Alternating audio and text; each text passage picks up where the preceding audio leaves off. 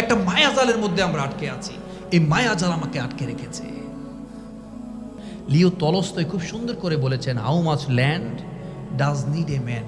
একটা মানুষের জন্য ততটুকু সম্পদই প্রয়োজন। আপনি যখন বাবাজিরা মারা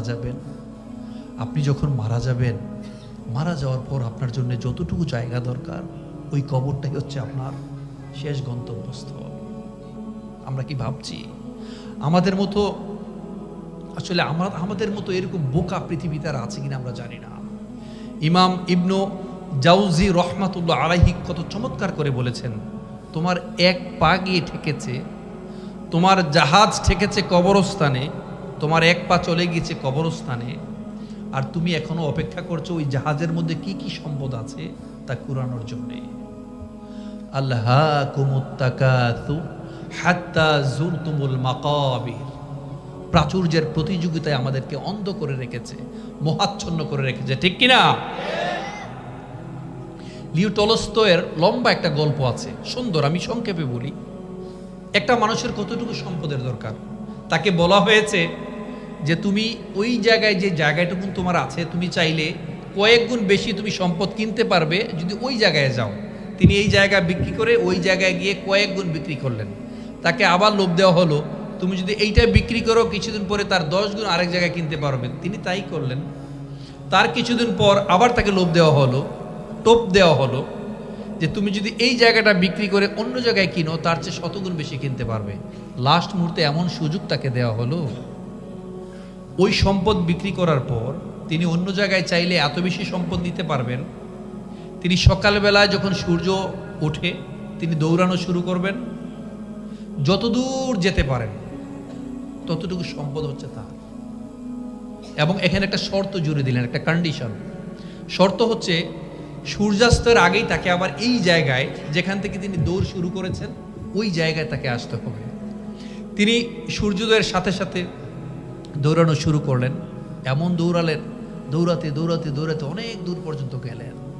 বেলা যখন দুপুর হয়ে গেল, সূর্য যখন মাথার উপরে আসলো, তিনি তখন মনে করলেন আচ্ছা এবার মনে একটু ফেরা দরকার। ফেরার সময় তার মনে হলো ও আচ্ছা বাড়ির বারান্দাটা আরেকটু প্রশস্ত করে নিই।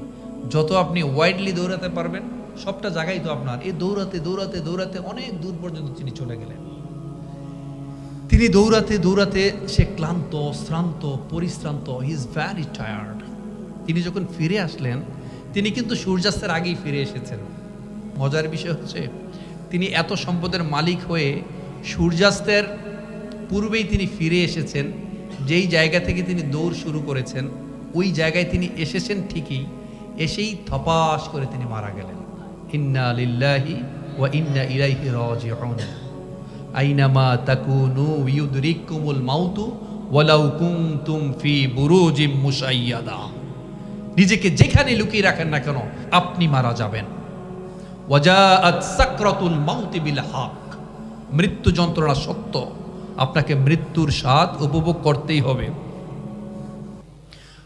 আর কিছু যে চাই না আমি, চাই গো নাজাত আল্লাহ তোমার কাছে আমার এই মুনাজাত। আল্লাহ তোমার কাছে আমার এই মুনাজাত। আর কিছু যে চাই না আমি, চাই গো নাজাত আল্লাহ তোমার কাছে আমার এই মুনাজাত। সবাই বলে আমিন। তিনি যখন দৌড়ে আসলেন ওখানেই পরে মারা গেলেন। আসলে মৃত্যু এক পরম সত্য, এক অনিবার্য বাস্তবতা। সবকিছুকে চমকে দিয়ে থমকে দিয়ে যাবে, আপনার ভবলীলা সাঙ্গ করে দিয়ে যাবে। আপনি মারা যাবেন। কুল্লু নাফসিন যায়িকাতুল মাউত। আপনি মারা যাবেন। None can escape from death. Everybody will have to taste what is death. Everybody will have to taste the death. আপনাকে মরতে হবে। পৃথিবীতে জন্মগ্রহণ করেছেন, আপনাকে মারা যেতে হবে। আপনি মারা যাবেন। চুপ করে চিন্তা করুন, একটু ভাবুন, একটু আত্মনিমগ্ন হন। হযরত ওমরের মতো একটু ভাবুন। Try to calculate yourself before your final calculation. Try to calculate yourself before your final calculation. মুতু ক্বাবলা আন তামুতু, হাসিবু ক্বাবলা আন তুহাসাবু। আপনি যে মারা যাবেন, আপনার প্রস্তুতি কি গ্রহণ করেছেন একটু চিন্তা করে দেখেন না, আপনারটা আপনি বুঝতে পারবেন। আপনি এমনভাবে পৃথিবীতে এসেছেন, আপনি নিজের ইচ্ছায় এসেছেন, নিজের ইচ্ছায় যাবেন। আপনি এমন একটা মানুষ, এত দুর্বল আপনি মানুষ, একটা ভূমিকম্প আসলে আপনার অস্তিত্ব আর খুঁজে পাওয়া যায় না, দৌড়। 3-4 বার বাথরুমে গেলে আপনি আর নাই, শেষ। কিন্তু আপনি চেঙ্গিস খান, আপনি ধরাকে সরাজ্ঞান করতে পারেন, আপনি হাজার হাজার মানুষকে হত্যা করেন, রক্ত দিয়ে আপনি হোলি খেলেন, একবারও আপনার হৃদয় কেঁপে ওঠে না। অনেক মানুষের তো অনুশোচনা হয়, আমি অন্যায় করেছি, আমি পাপ করেছি, আমাকে মারা যেতে হবে। আমি যে কত মানুষকে নিরীহ করেছি, কত মানুষকে পঙ্গু করেছি, কত মানুষকে এতিম করেছি। ওয়া হুসিলা মা ফি সুদূর, অন্তরে যা আছে সবকিছু প্রকাশিত হবে। প্রত্যেকটা জিনিসের পুঙ্খানুপুঙ্খ হিসাব আপনাকে দিতে হবে। লাহা মা কাসাবাত ওয়া আলাইহা মাকতাসাবাত।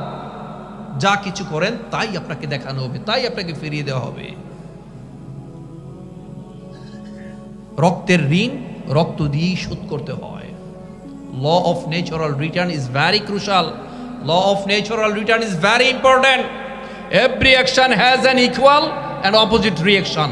প্রত্যেকটা জিনিসের সমান এবং বিপরীতমুখী প্রতিক্রিয়া রয়েছে ভাই।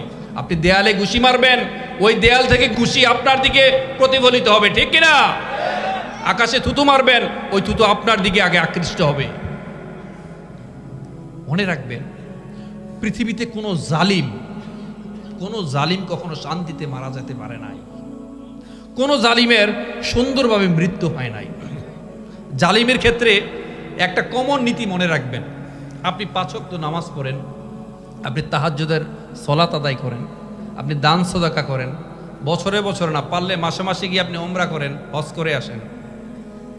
কিন্তু আপনি যদি একটা ভিন্ন ধর্মের মানুষ, যে আল্লাহরই মানে না, তার যদি আপনি হক নষ্ট করেন, তাকে যদি আপনি কষ্ট দেন বিনা কারণে, তার প্রতি যদি আপনি জুলুম করেন, আল্লাহ তাআলার আইন হচ্ছে আপনি নামাজি, ওই লোক কিন্তু নামাজও পড়ে না, আল্লাহরও মানে না, আল্লাহর আইন হচ্ছে তার পক্ষে থাকবে।